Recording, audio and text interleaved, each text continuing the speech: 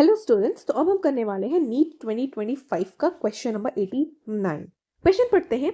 आपके दो स्टेटमेंट दिए हुए हैं और आपको बताना है कि कौन सा करेक्ट है कौन सा इनकरेक्ट है। ठीक है, okay. Benzene diazonium salt is prepared by reaction of aniline with nitrous acid at 273 to 278 Kelvin. It decomposes easily in dry state.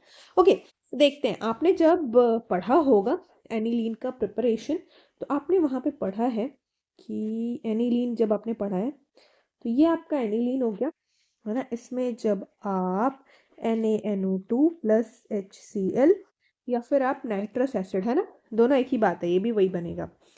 तो यहाँ पे आपको क्या देखने को मिलता है? यहाँ पे आपको देखने को मिलता है बेंजीन डाइजोनियम सॉल्ट, साथ में वाटर प्लस NaCl, ये सब तो फॉर्म होगा ही होगा। ठीक है, अब उसके बाद इसने बोला है, ये तो यहाँ तक तो सही हो गया। अब इसने बोला है कि ये डिकम्पोज इजिली हो जाता है ड्राई स्टेट में। बिल्कुल सही बात है। जब ये डिकम्पोज होता है ना, यहाँ पे क्या होगा? नाइट्रोजन के बीच में ट्रिपल बॉन्ड होगा, है ना, और Cl माइनस है हमारा।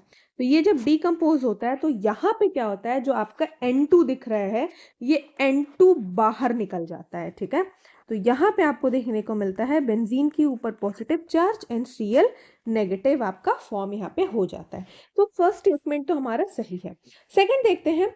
Insertion of iodine into benzene ring is difficult, hence iodobenzene is prepared through the reaction of benzene diazonium salt with Ki.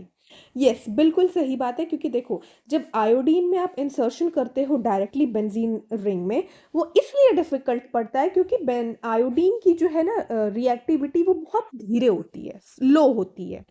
ठीक है, तो आयोडीन की आपकी रिएक्टिविटी लो हो गई, इस कारण डायरेक्ट बेंजीन में उसको इंसर्ट करना डिफिकल्ट हो जाता है। इसीलिए आप किसके हेल्प से करोगे?